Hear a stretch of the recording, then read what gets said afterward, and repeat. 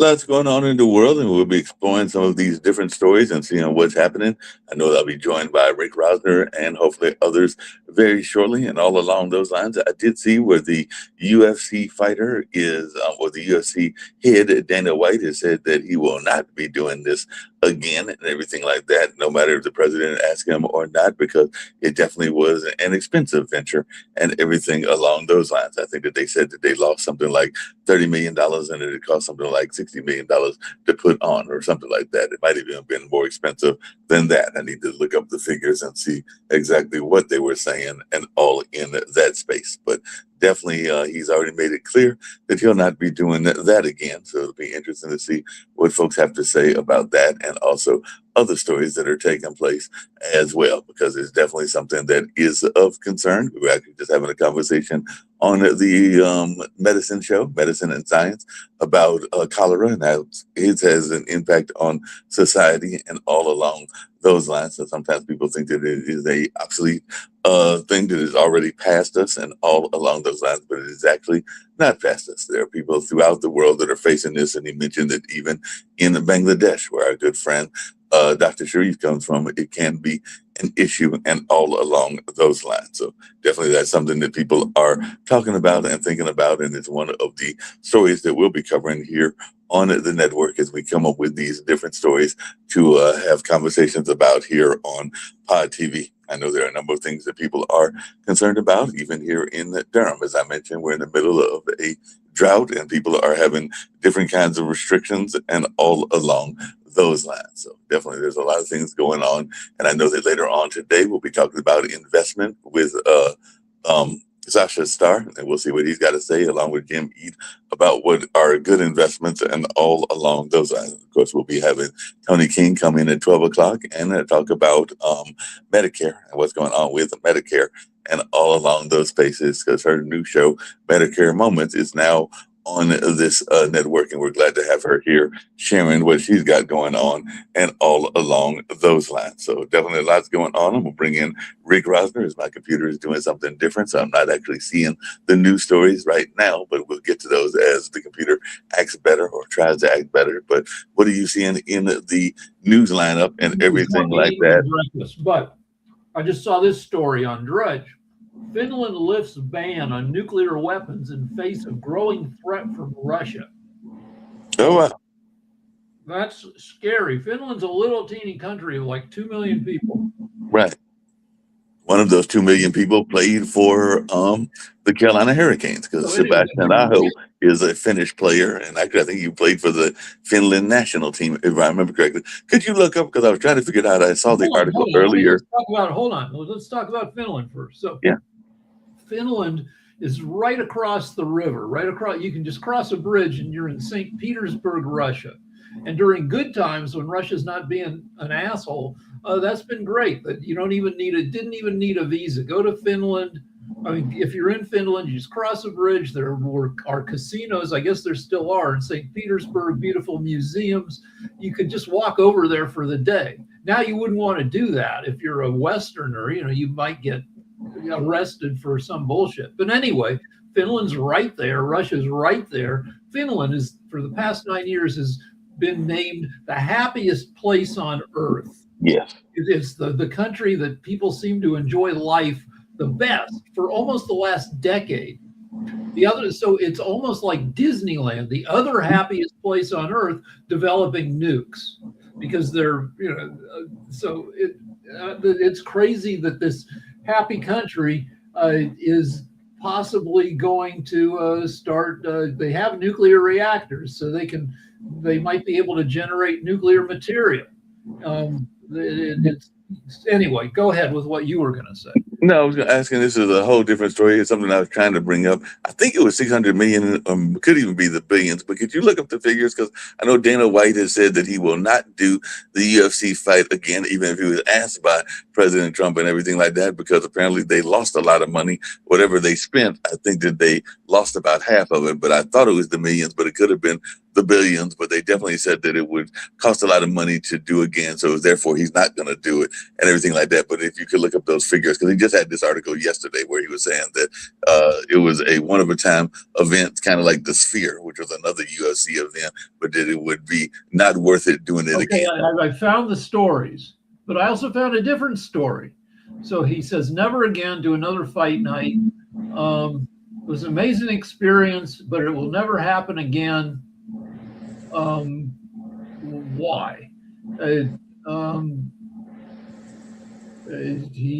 did he say? Well, usually, Somewhere in that story is a figure, a financial figure. I saw another figure. I thought I found it, but it said Dana White lost $3 million. But that would turn, I clicked on it. Turns out Dana White got drunk and lost $3 million gambling in Vegas one night. I'm not seeing how much. Let's see. All right, here it is.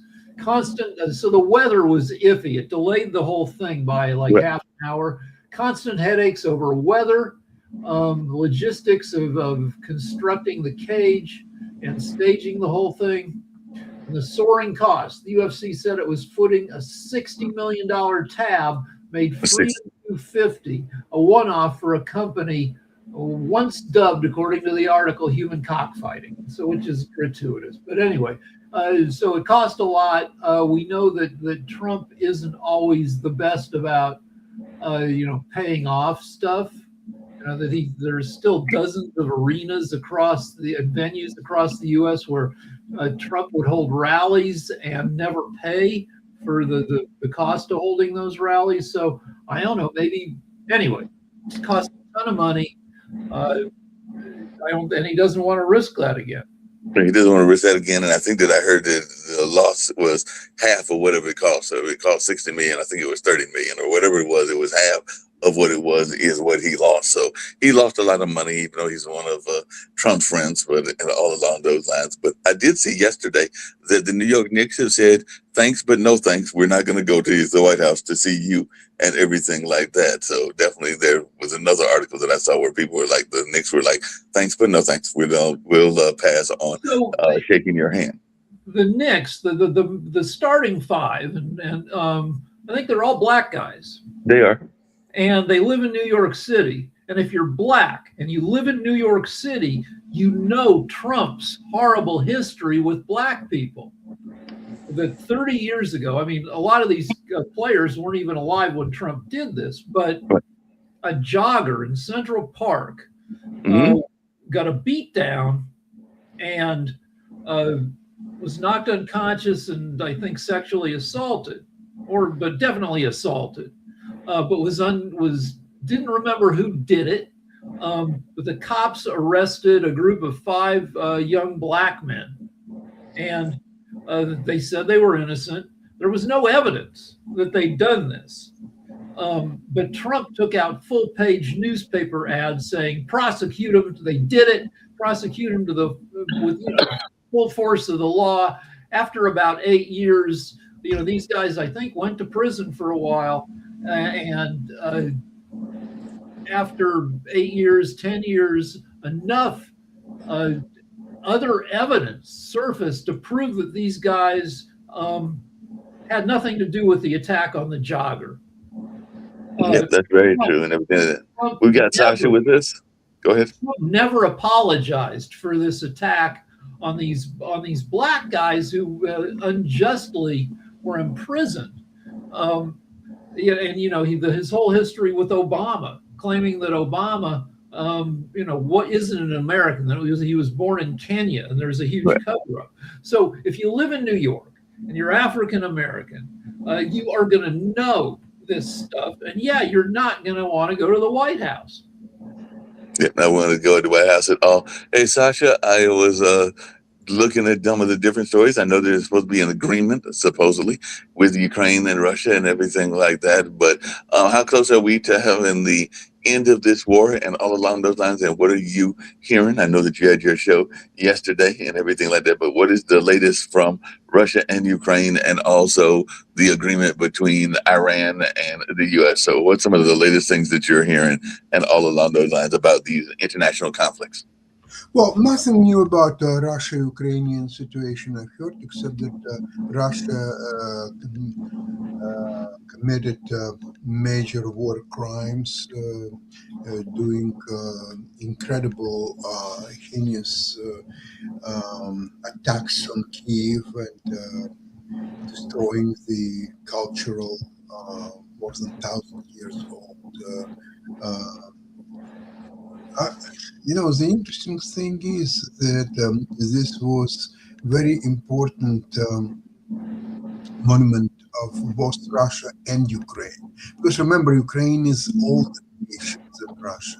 The Kievan Rus was already 1,000 years ago over Moscovia. Is what 800 years old or so. So everything, all cultural, all the impulse of development of Slavic nations, its religion, its culture, it's coming from Kiev, not from Moscow, for Christ's sake. So this is, imagine that Notre Dame de Paris in Paris would be bombed and destroyed. That's equivalent to what Russians did in Kiev. So talking about peace, no way. Ukrainians are getting a new type of weapon. It calls Sea Trident. It's a huge sea drone which can carry 1,000 kilos or 1 ton weapon that can explode, and it can travel up to almost 3,000 kilometers. So through this weapon, Ukraine will now control completely the Black Sea. There will be no more Russia in the Black Sea, and can destroy the Crimea bridge anytime they want it. Anytime. And today, in an hour and a half, in 3 days, anytime they can destroy it. So that's a situation for a peace. No way. Now, a few words about Iran, the Iran-US deal. I don't even understand what happened. Let's see, that would be signed one way or another. Yeah, where Israel stands on that deal. There is nothing about Israel at all, except that it should withdraw its army from Lebanon. And Israel already said it's not going to happen. So what kind of peace deal is that? You want to give Iran $300 billion? Just give it to him. You don't need peace deal to give people $300 billion. So this way, maybe that's a way to appease. So you buy Iran for $300 billion, and here is a peace. The problem is, who is going to control those $300 billion? Is it going to Ayatollahs, to this army of Iran that murders its own people? So you want to help them to murder even more people? What kind of deal it is, Mr. Trump? So why doesn't Ukraine blow up the Crimea bridge, which is Russia's only, I think, land route? Is it out of consideration for the people who live there, or what? No. People who live there, it's very little consideration for them. The thing is that right now, Crimea is isolated from the mainland, even whether it's Ukrainian mainland or Russian mainland. So the only thing is the bridge.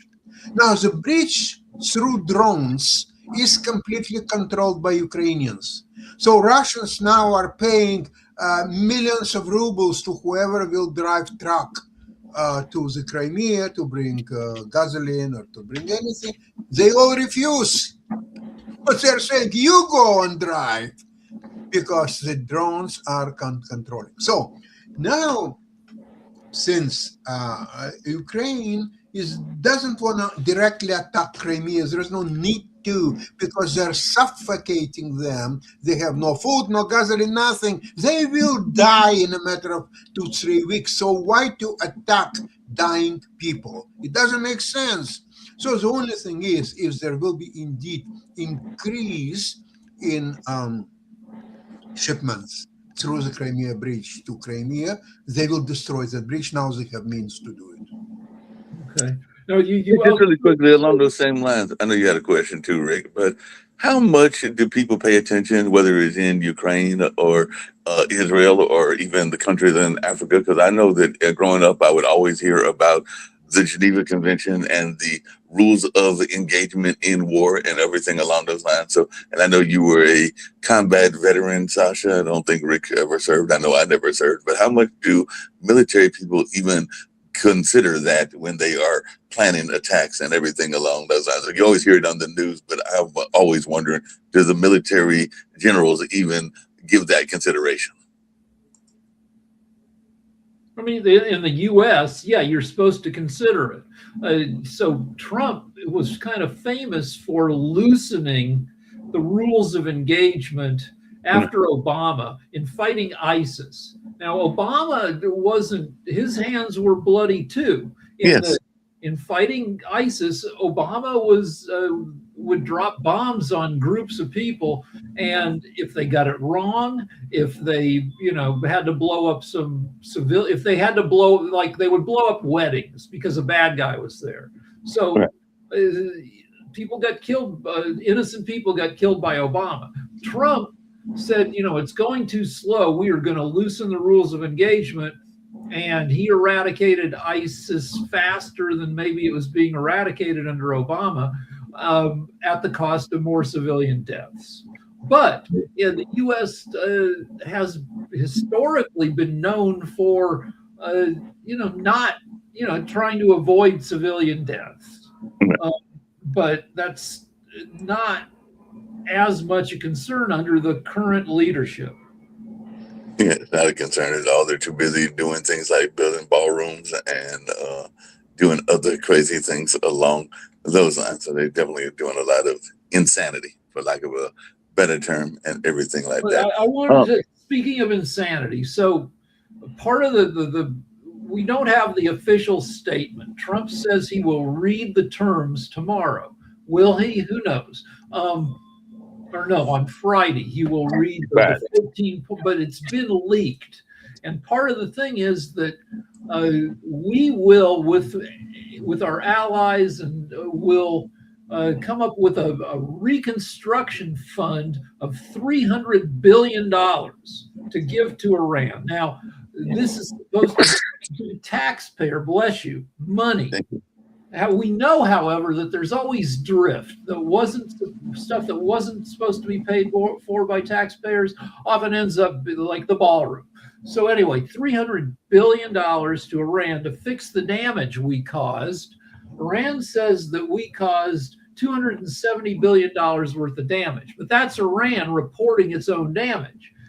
Independent estimates range between 50 billion and 300 billion, with a middle estimate of 144 billion. So Iran might make a healthy profit. And who else might make a healthy profit is Jared Kushner, the president's son-in-law, who's a real estate developer who likes building shit wherever he can and taking a nice percentage for his troubles in helping rebuild stuff. And people consider a huge conflict of interest if you've got a guy who could make tens of millions of bucks as his share for rebuilding in Gaza, in Iran. That guy shouldn't be part of the peace negotiations. No, he definitely should be part. Very interesting, because the number $300 billion. Where is this number is coming from? Why not 400 or 200? Why 3?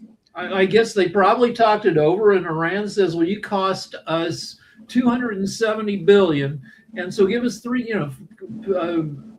restore, pay for all the damage, and maybe another 10% for the trouble you caused." Okay, that's one way. Also, you're gonna give us $24 billion of our money that you froze. The oil. There's nothing about that in the agreement, the memorandum of understanding. I didn't find anything about $24 billion. It's nothing. It's not there. Maybe Okay. All right. it's the Okay. final agreement, but it's not there. $300 billion is a very peculiar number. At the end of Second World War, Russia, Soviet Union at the time, they estimated the overall damage in today's money exactly in $300 billion. And they were very practical about it. They understood that there will be Americans, there will be Englishmen, it will be a mess to decide who is what and what is what. So Russians on the part of Germany, which included Berlin, by the way, they took out all the artifacts, all the pieces of art, everything, the furniture even, and the grand pianos, anything that was representing any value, they took it out from Germany to Russia. And this way, the estimation of what Russia took out from Germany is exactly $300 billion in today's money. Okay, that's where the number is coming from. Okay, that makes sense. Everything. By the way, Rick, how and you, Sasha, and if Kim's still around, she can answer too.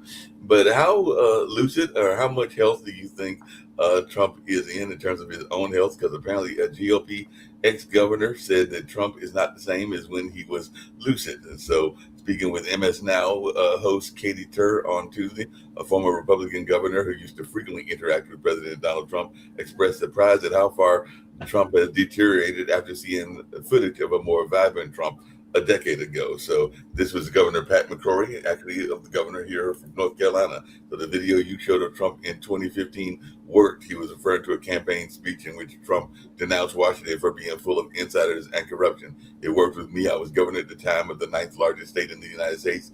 That is not the same President Trump, where at the time he became President-elect Trump. His voice all of us at 80 years old would be less. People.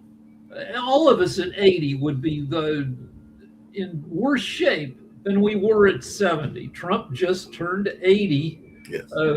3 days ago. And one way of measuring, now Trump's always been a bullshitter, so it's hard to, if he's going to say a bunch of stuff that's not true, that's not an indication that he's losing it.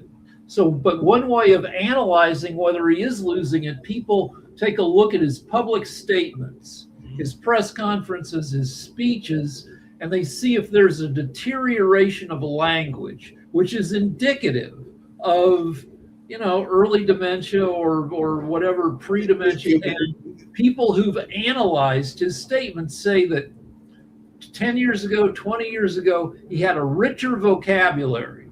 There was more structure to what he said. He cussed less. All the indicators that a doctor, if they had, access to this statistical data, would tell you, it might be time to take the car keys away from Grandpa. That he seems so.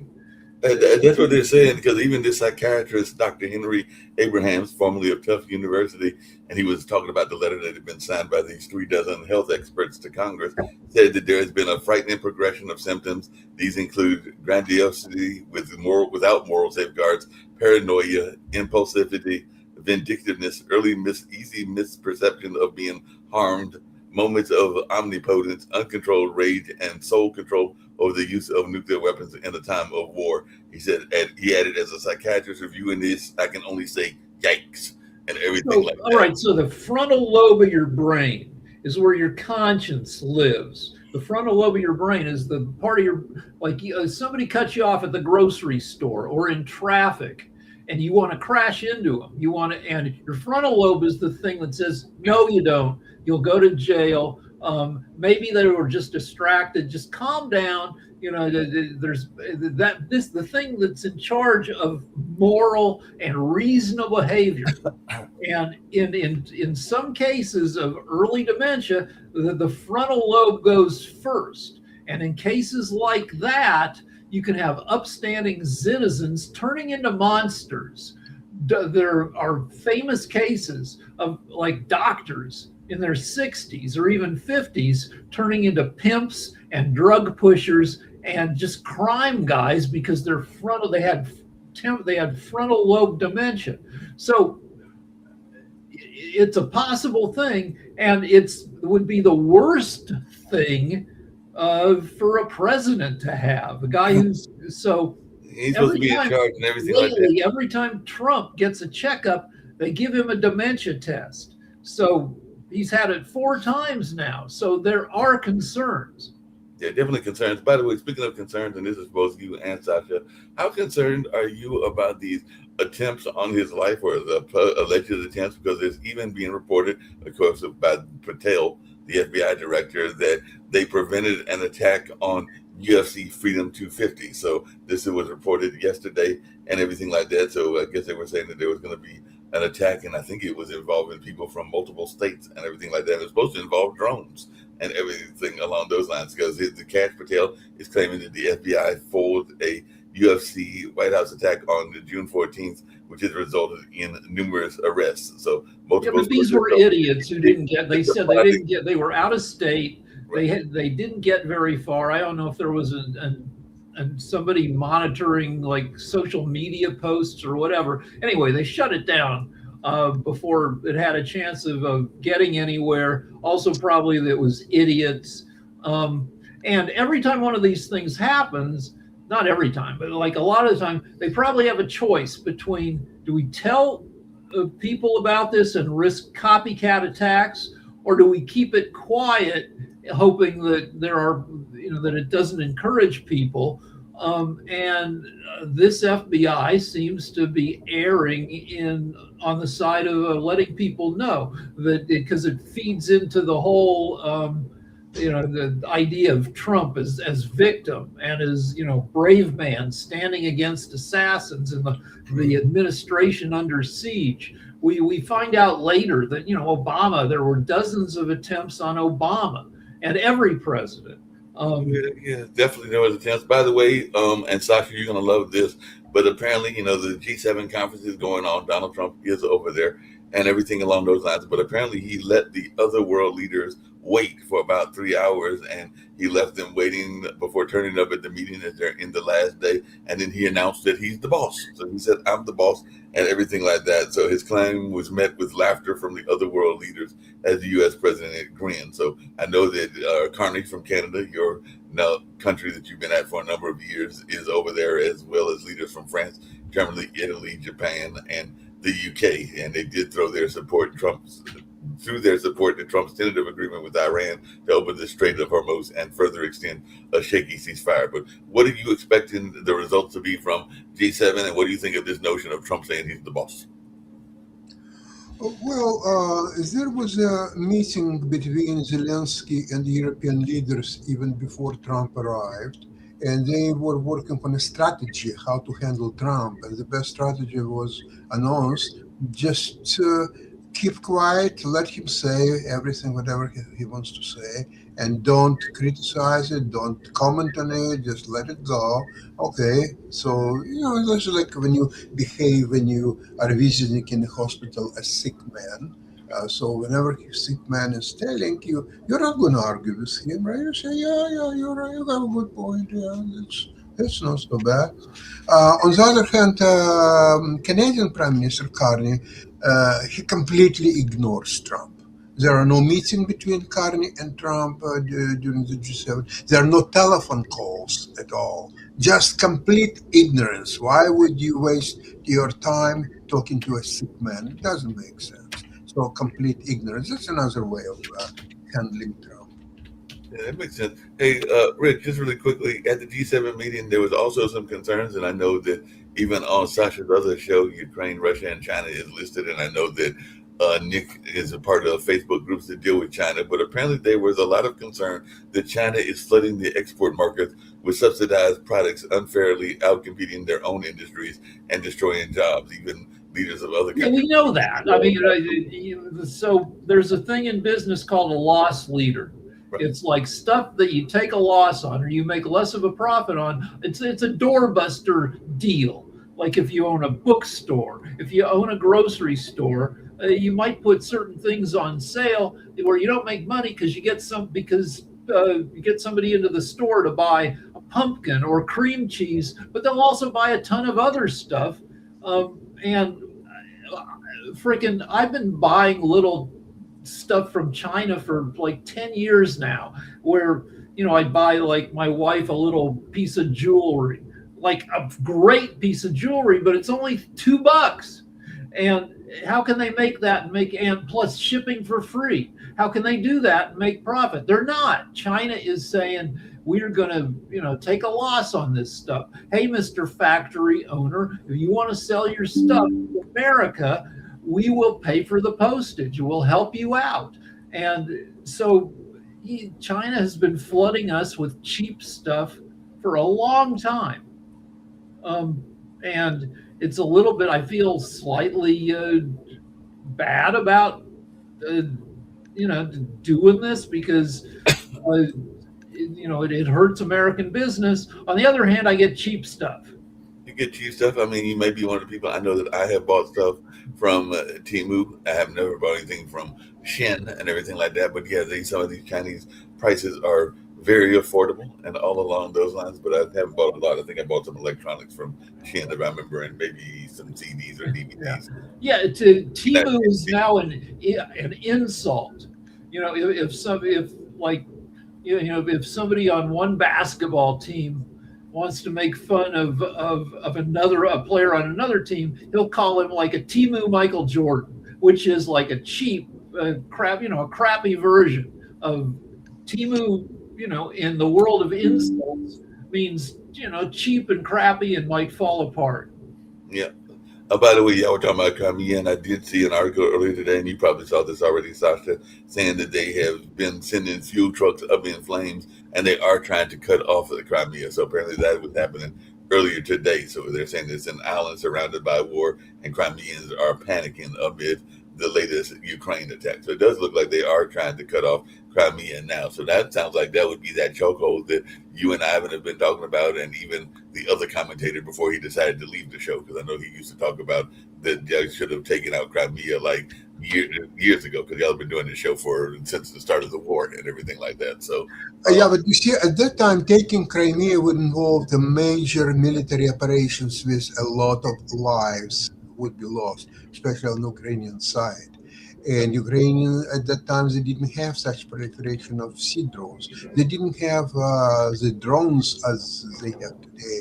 They didn't have aviation available to fight Russians. So at that time, it was quite problematic. It would be a very successful political action, but very problematic really to make it happen. Now they can do it anytime, but they prefer just to starve them right there.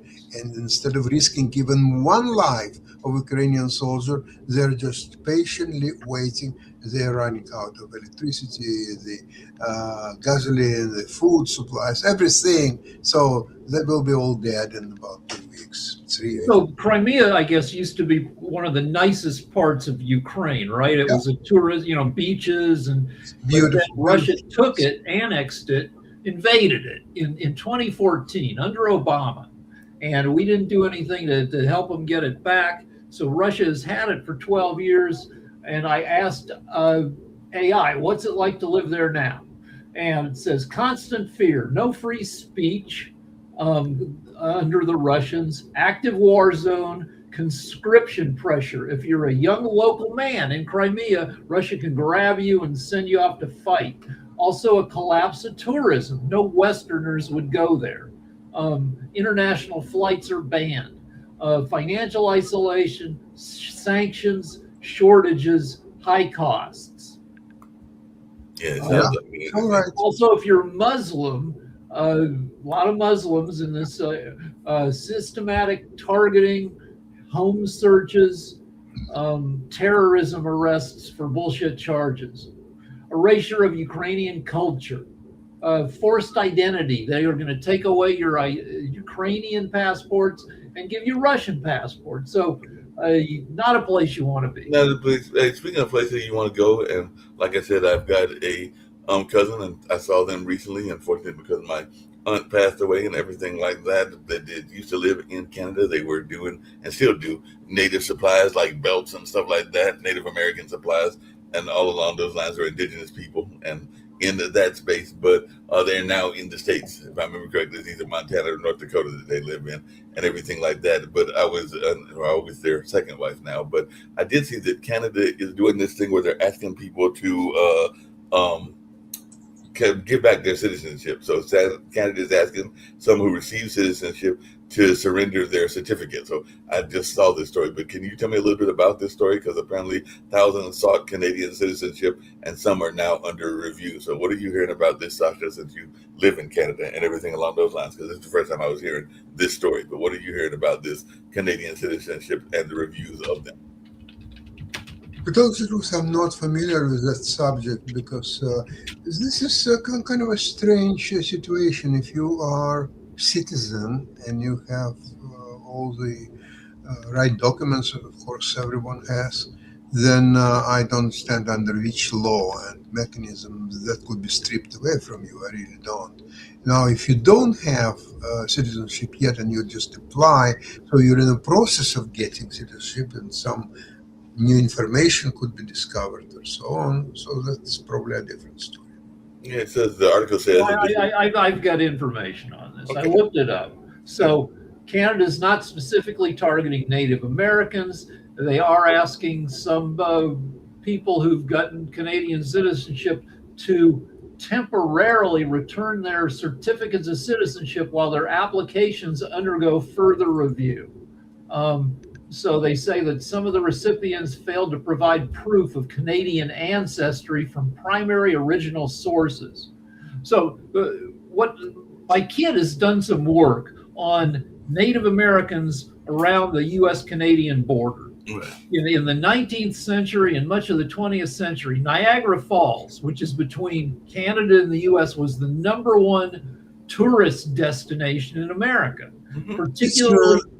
It's 1 hour, 15 minutes drive from Toronto if there is no traffic. So the deal, plus especially a honeymoon destination, and perhaps why is you go to Niagara Falls and you take a look at it, that takes an hour. And then the rest of the time, that leaves you a lot of time to do honeymoon stuff, like have sex. But all along this strip, Niagara Falls, the Great Lakes, running, from New York westward over to Minnesota, Wisconsin, the Dakotas, Native American tribes made handmade souvenirs to sell to a gazillion tourists. We've got some of these like antique souvenirs. Here, wait a second. Hold on, I got one. Let me grab one. Okay, go grab it, because like I said, I should have one of the belts for my cousin, but I don't, so I need to get him to send me some. So here's a boot. Here's an embroidered boot made with beads that comes from Niagara Falls from roughly the 1930s. And this was sold to maybe a honeymooning couple who wanted a souvenir. And this was stitched beautifully by Native Americans or First Nation people, depending on. In Canada, Native Americans, since they're not American, they're called First Nations. Right. The nations that were here before, the Western, the Europeans got here. So anyway, a lot of Native Americans live and work, and have for centuries along the border. Yeah, definitely along the borders. Like I said, North Dakota and Montana. One of my cousins lives in Oklahoma. So yeah, there's a number of people that are in those parts of the United States, and because even some of my cousins are involved in the powwow circuit and everything like that. But just really quickly, I saw that South Africa, and we've talked about this before, was in the news because apparently they're challenging WHO's account of migrant killings amid the rising anti-immigrant tension. So we know anti-immigrant tensions exist all over the world, but South African government has moved to challenge what it describes as inaccurate international reporting on recent deaths involving foreign nationals, announcing plans to engage directly with the World Health Organization over its characterizations of the incident. So they are disputing the whole notion of what was going on, and we know that was involving some of the farmers and other things. So officials claim the death of Ethiopian nationals were a result of organized crime, not xenophobic violence, and are under active police investigation. So the government plans to formally engage the WHO to correct what it views as misleading portrayals of the incident. So I was just wondering your thoughts around this, because we So talked. I typed it in there. So South Africa has a super high murder rate. Right. The people get killed there a lot, and so right now the AI says South Africa is experiencing a significant surge in anti-immigrant violence, Right. with multiple foreign nationals reported killed, particularly in the Western Cape and Johannesburg. The World Health Organization is reporting over 10 deaths, including 5 people from Mozambique, 5 people from Ethiopia. The South African government has disputed these figures, which they would, because South Africa is a tourist destination. It's probably one of the biggest tourist destinations in Southern Africa, because it's got more white people than a lot of countries. I'm sorry, no, I'm still on that story, but what? I'm sorry, I saw another story, but Okay. when COVID thing was going on, didn't Trump try to use hydrogen peroxide doing that? Because I see that he's now using it for the reflection. Yes. So what is it with Trump and hydrogen peroxide? Does he Oh, just no, it's not him. It's his pool people. So Trump spends $18 million cleaning up the pool, the reflecting pool between the Washington Monument and the Lincoln Memorial. And he says now it's going to be beautiful. It's going to be blue. And then 2 days after they show it, it's turned entirely green on the surface because algae came back. And so they've been pouring hydrogen peroxide into the water to kill the algae, except they haven't done enough of it. The estimates say it would take hundreds of gallons of this stuff, and they only poured 2 or 3 gallons in there. It's not enough. I don't know why they can't use chlorine the way you would in a swimming pool. I don't know. But anyway, yeah, they've been using hydrogen peroxide, but not nearly enough to take care of the problem. And apparently Trump is going to be very upset at the stars that are coming for the Obama Presidential Center opening, because I'm looking at some of these names and they are definitely iconic figures, because apparently Bruce Springsteen, U2, and Stevie Wonder are just some of the stars that will be performing at Obama's Presidential Center opening, whereas Trump was having a hard time getting people to perform for him for his 250th celebration, and the country's 250th celebration, and all along those lines. So it looks like the star power is definitely more in favor of Obama and everything like that. And so MAGA has been busy on Twitter dissing all the musical acts, saying Springsteen, he's an old man, he's an old washed up, blah, blah, blah. And Springsteen is old. Springsteen's like 75, but he still gives a heck of a concert, and he's still a huge, musical icon. But MAGAs are doing sour grapes and saying no, and they hate the building. Obama's Presidential Center kind of shaped like a giant walnut. It's towering. It's it's probably like 200 feet tall. It's much taller than it is wide. It doesn't have a lot of windows. It's very like modern architecturally, and all of this pisses off MAGA. Yep. By the way, Oklahoma, speaking of Oklahoma, I mentioned that with one of my relatives and everything. They have rejected a minimum wage hike. So they were actually going to try to raise the minimum wage, and in their voting, they rejected it because there's still elections going on. And I don't know, Rick, would you want to be with Trump in office as the mayor of D.C.? Because apparently they had their primary elections as well, and there's a contentious race over there as well. But right now, the Democratic Socialist holds a large early lead in the D.C. mayoral primary. But with Trump being there, Trump is trying to get his paws on local government in D.C. So yeah, you'd have to fight off Trump in addition to dealing with all the problems of running a big city. Yeah. D.C. hates Trump. D.C. votes 92% against Trump. And so Trump hates D.C. Trump sent the National Guard in to clean it up, when really it didn't. They sent it, and there are places in D.C. that are sketchy. Trump didn't really send people there. He sent the National Guard to the tourist places, which were already very safe.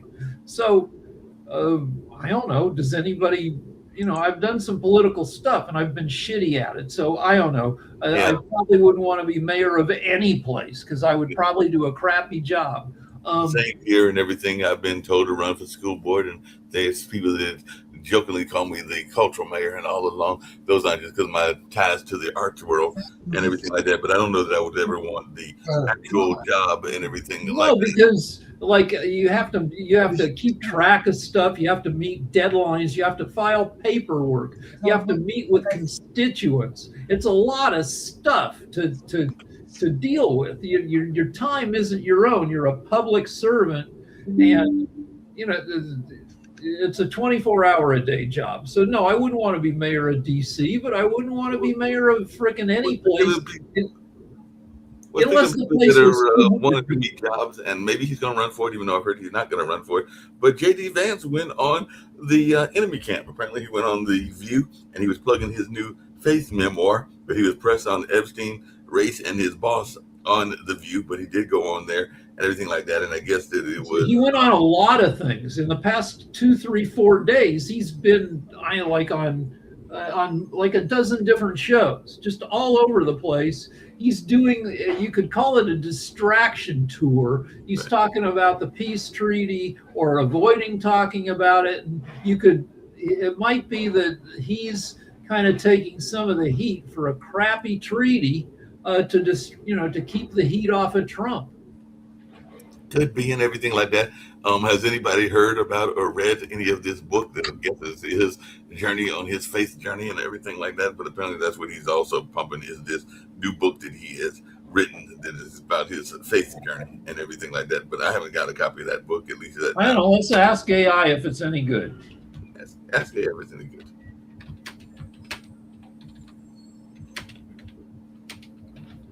All right. AI, come on, everybody, give it to me. Is J.D. Vance's new book any good? AI says it's going to say, well, that's a subjective thing. Probably. It's taken a long time to think. Usually AI takes a long time when it doesn't want to go out on a limb. Answer the question. It doesn't want to go out on a limb. So it says the book has received highly polarized reviews, split along the expected lines. Right.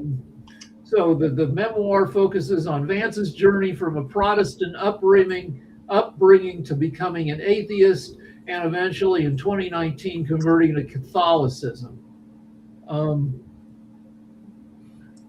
So it's getting criticism even from conservative critics. The Wall Street Journal called out sections for egregious sloppiness.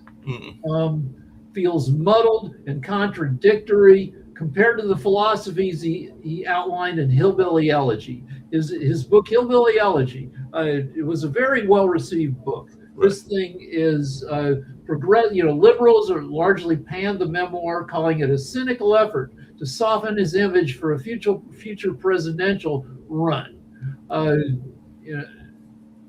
It's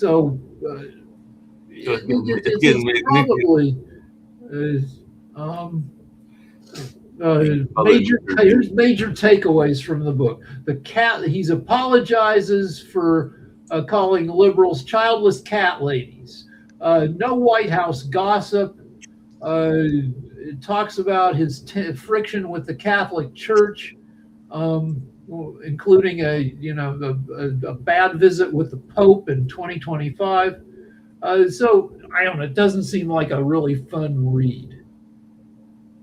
It doesn't sound like it. Some people, Kim was asking, do you think Dana White should be able to use the White House fight as losses on taxes and everything like that? So that's something that she was bringing up and everything like that. So anybody got any thoughts around her question? Yeah, if you engage in a business enterprise and you lose money, you're allowed to apply those losses to other money you may have earned not only during the current tax years, but you can carry those losses forward. Trump is a master of doing that, of paying no taxes for a decade or more, because he takes stuff that has failed and credits those losses against profits he may have made from other businesses. Yeah.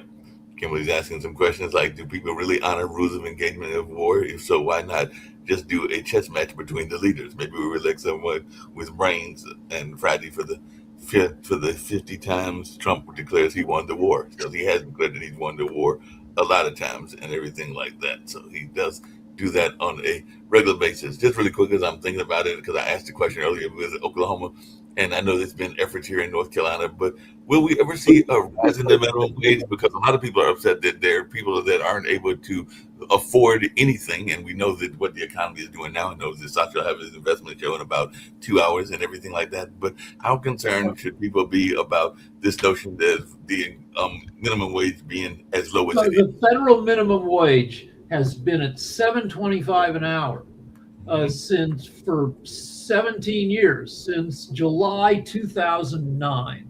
Right. And obviously, it buys a lot less than it did in 2009. And so Oklahoma had a referendum. People voted on to raise it to $15 an hour. Oklahoma shot it down.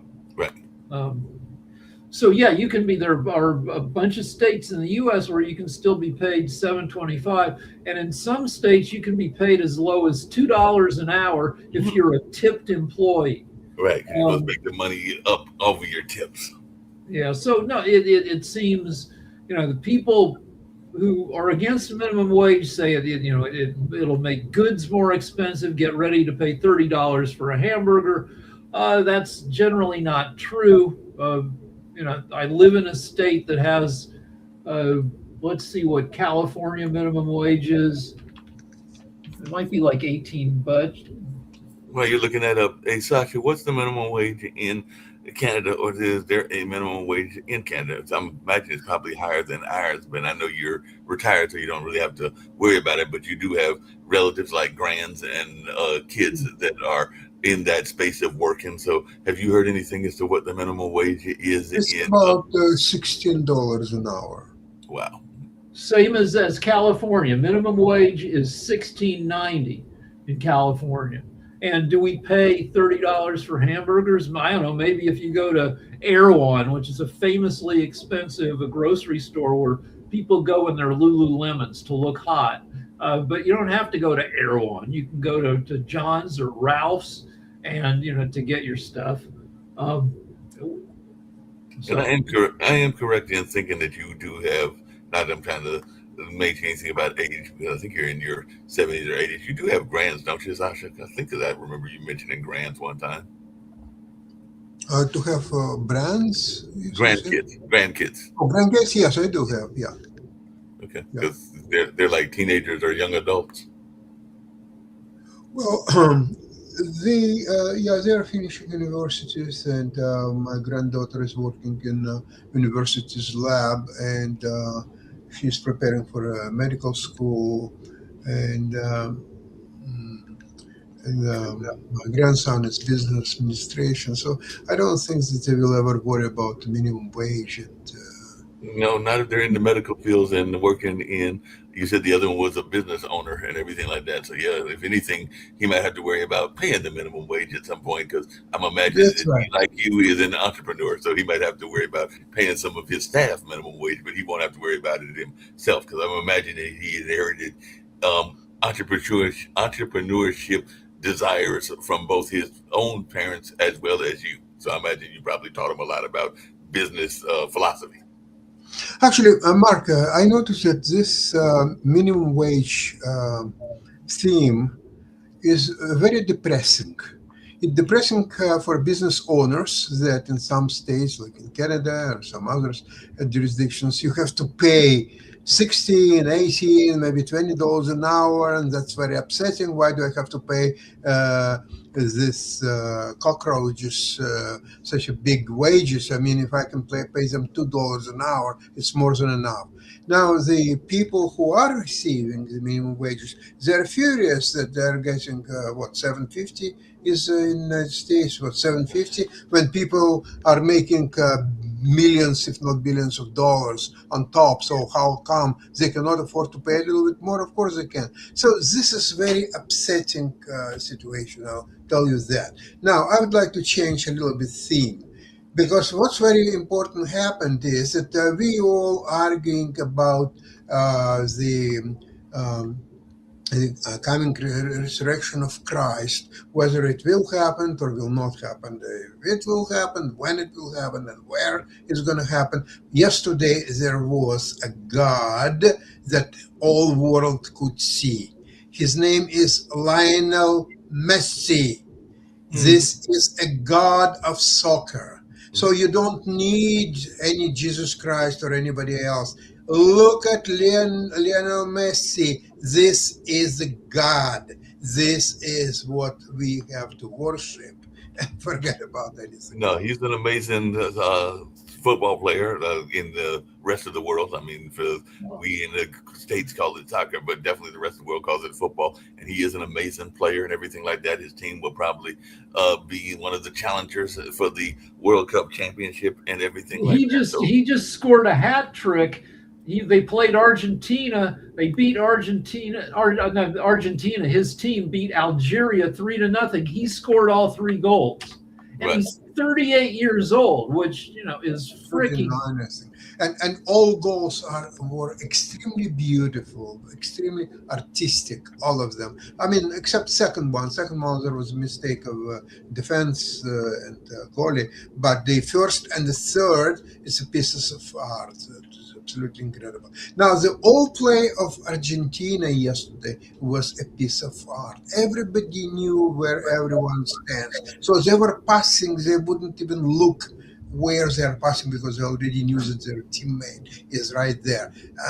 It was so harmonious. It was so beautiful thing to see.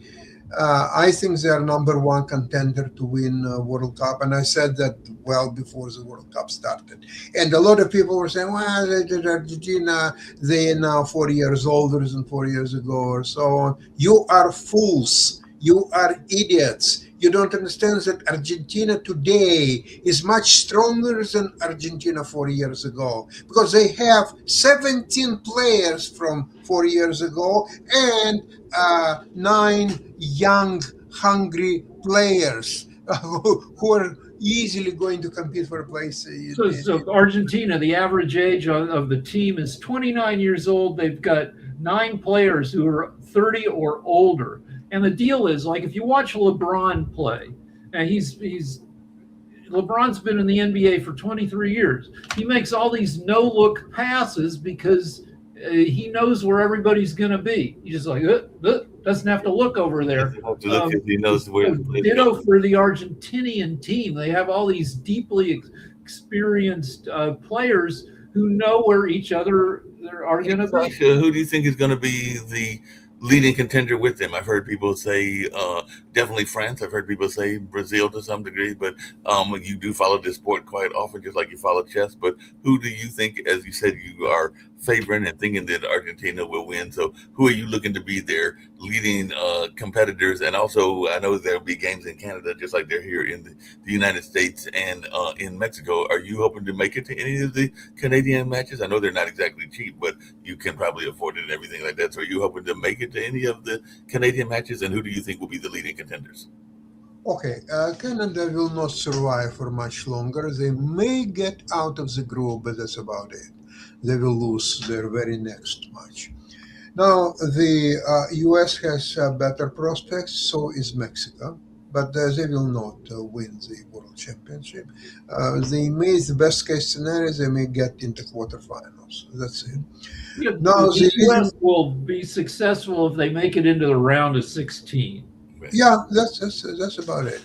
Now, the contenders is number 1, Argentina, number 2, France, and number 3, Portuguese team. They're playing actually today very soon, in a couple of hours.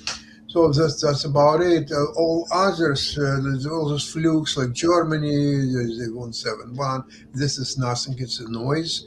Same thing as Spain, 0-0 with one of the outsiders. Right. That's another fluke. Okay, so they could score a goal or two, but it doesn't matter. I mean, if you can compare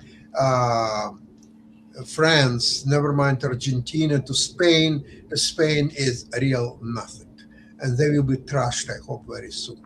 But it's still early. The whole tournament is more than 100 games, and they've only played about, I don't know, 10 or 12 games so far. Okay. Actually, yesterday was spectacular day, because there were 4 matches, high scoring, all 4 of them, 4, 4, 5, and 4 goals. So I figure out that it's 12, 17 goals in 4 games. It's for soccer, it's a very resulting day. And you saw yesterday at least 2 favorite teams, which is Argentina and France.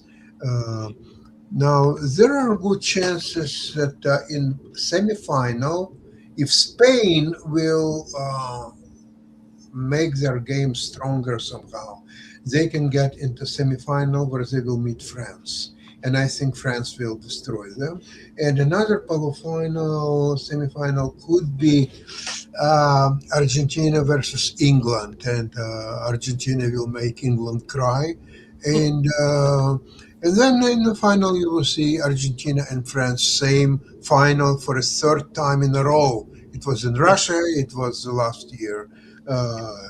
They were playing. Historically, before we get out of here and we'll do the investment show in about less than 2 hours and everything like that, what are the chances for the Latin American countries? Because I know that historically, and we do have a Latin American show here, Brazil has done well, but I don't know that they've been training their young people as much as they used to. Mexico has never done all that well and everything. But what is your thoughts around Brazil? Because they've definitely had some historical players that have been great and everything like that. So do It's they very stand interesting. up? See, a lot of commentators were writing that the Brazil is a hidden favorite, that they will prevail and somehow they will win it, and so on. Some other commentators saying that this is a garbage team and they will be eliminated anytime soon. So it's very difficult to comment. Whatever I saw on a pitch, Brazil has very talented individuals, as Vinicius Junior, for example, who scored. But beside that, I didn't see really a lot of depth in the Brazilian team. They played 1 game so far, and they tied Morocco, which isn't exactly a soccer. And Morocco is good team, so there's nothing to sneeze about drawing Morocco. But the way Brazil, well, if you compare Argentina or even France to Brazil, they're miles apart. Brazil is not in their league. So is Spain. So these 2 teams, in order to pretend on something, they really have to completely change the way they play. Now, the Portugal we will see in 2 hours, and I'm afraid that Portugal is on the level of Argentina and France. Yep. Well, I appreciate both of y'all. We'll get ready to get out of here. I'll see you in about 2 hours for the investment show. Yep. You got Jim Eid coming on that and everything like that. So I'll see you in about 2 hours for that. And then we'll have other shows as well and everything like that. So I appreciate you, Sasha. Also appreciate you, Rick. Even though Rick has already left, and I'll see you at 1 o'clock. Thank you. Bye-bye.